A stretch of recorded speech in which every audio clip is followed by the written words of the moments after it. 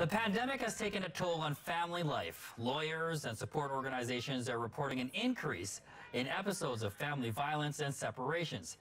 Joining us now is family lawyer Stuart Zukerman. Good morning, Stuart. Thank you for joining us. Good morning. Thanks for having me. First off, have you seen an increase in calls at your firm regarding separations during the COVID-19 crisis?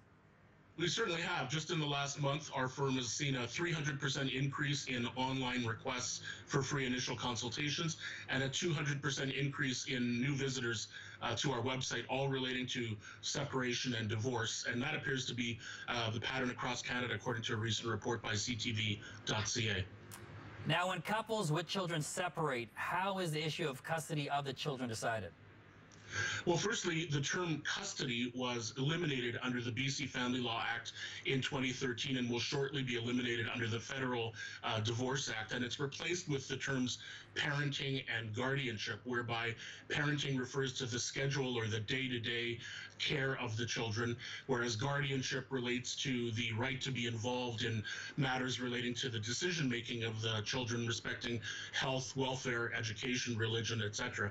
And except in unusual circumstances involving cases of addiction or violence that makes a parent incapable, the court will normally award joint guardianship to both parents post-separation and ensure that both parents have an active role in the parenting of the children and their decision-making post-separation. Mm-hmm. So how is that schedule decided, or the decision of where children will live after a separation?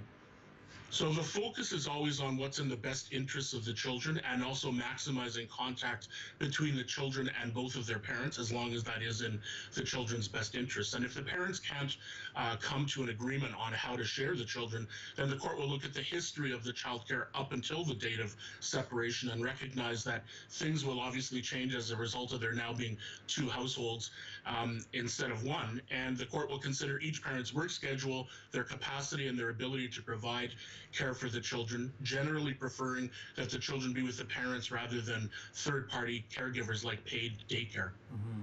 So what about the situation where one parent hasn't been as involved, so the other parent thinks the kids should live mostly with them? So that's a common situation, and certainly it was common in the 80s and 90s for the court to award primary care to the parent who was the primary caregiver pre-separation. But the law has evolved to recognize that it's not about who the better parent is. As long as both parents are capable, they're still able to provide equal parenting, even if the other parent has been more child-focused before separation. There have been many psychological and sociological studies over several decades that have empirically established that children of divorce and separation do much better post-separation when they're living with or being shared with both parents after the separation, so that both parents have a lot of involvement in the care of the children if they're capable of doing so. Mm-hmm. Does the parenting schedule have any impact on how much child support is paid? It does. If the children are 50-50, then each parent has a child support obligation to the other. So, for example, if the dad's income was $60,000 a year and his support obligation was $600 a month, and the mom had an income of $40,000 a year with her obligation being $400 a month, if they had 50-50, they would offset those two amounts, and dad would only pay $200 a month instead of $600 a month. On the other hand, if one parent does have the children more than 50% of the time, then the other parent is more likely to pay their full child support amount. And it also impacts how they share special expenses for the children. Really good information this morning, especially during this pandemic. Stuart, thank you so much for your time. My pleasure.